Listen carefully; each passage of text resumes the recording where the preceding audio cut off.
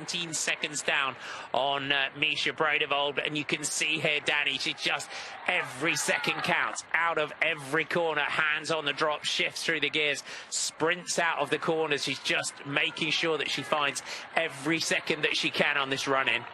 Yeah, she is getting up to speed as quickly as she possibly can, then settling into that really nice tempo that she's got in this aerodynamic position.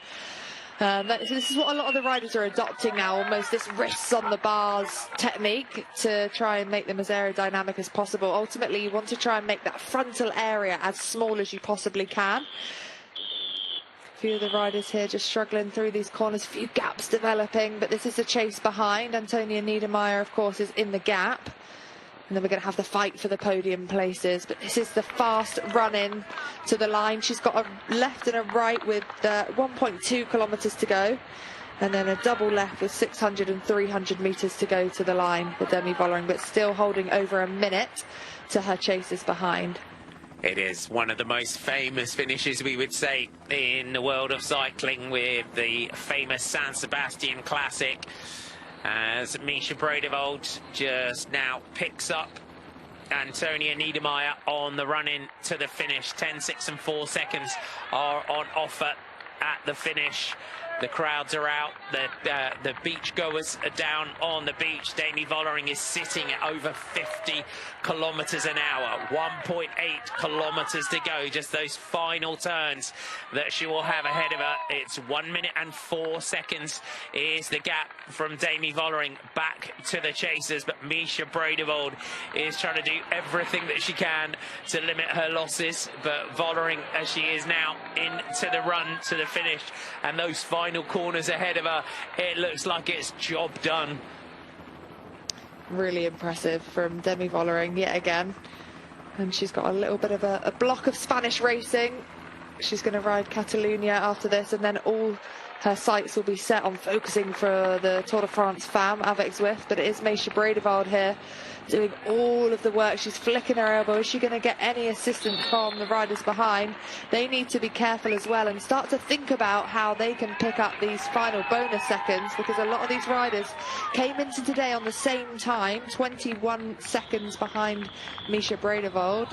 So they will want to fight for that third position on the road. But Demi Vollering again pointing to her head. She did this in the Vuelta, and she is showing how strong she is mentally. She feels really lucky to have such a strong mindset, to have the ability to turn herself inside out, to be able to believe in herself and have a positive mental attitude. And we've seen it time and time again, and that equals these incredible performances that she's able to deliver on. That chasing group behind Misha Bredevold has done everything that she can to try and defend this yellow jersey. The podium positions are still up for grabs.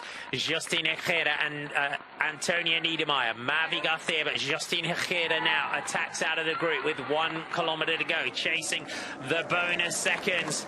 But what can you say about this rider? The greatest stage race rider of her generation. Dominant, always powerful, and Demi Vollering comes home to take the stage victory for FDJ Suez. Finally, the dominance of SD Works ends with Demi Vollering, the former SD Works rider herself, and the clock starts ticking, and with it just a few seconds here, and the general classification will go with that stage victory. It's one thing to come into these races as the favourite, but she dominates in the way that she did, and another incredible climb there for Demi Vollering. Behind the sprint starts for second and third, it is Justine Herrera with Sarah Van Dam here of Sarah Tizet. 200 metres to go. Bredevold did everything that she could.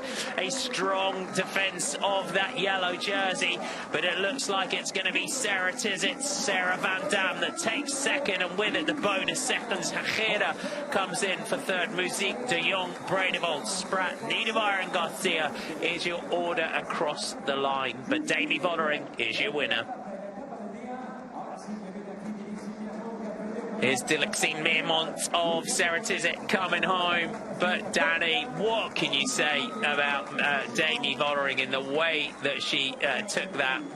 It was just perfectly executed yet again. She stayed cool and calm in the first two stages, and she knew exactly what she had to do. And it was just so mightily impressive because, as you say, it's easier said than done to keep coming back time and time again and winning these bike races. This is her third general classification win in this race alone, her 51st victory, professional victory of her career. I think she'll be very complimentary of her teammates who have ridden really hard for her over the course of this stage race again. A new team for her, of course, as well, but it is Demi Vollering that's victorious again. From Leia Carigné on, who started things on the climb. Evita Muzic was with her, but Demi Vollering knew that she had to go long, and that's what she's done today. These are our next groups coming home, and you can see Usoa Ostolaza there sprinting in this group. This is Stina Kajabi that is coming home. Our groups all sprinting it out for the points. We've also got the other battles, the young riders jersey as well, which was really closely separated at the start of today. Yeah, there's Eleonora Chiabocco coming home. We flashed back to Demi Vollering crossing the line, but a dominant performance yet again from the Dutch rider, now in the colours of the French team, FDJ Suez.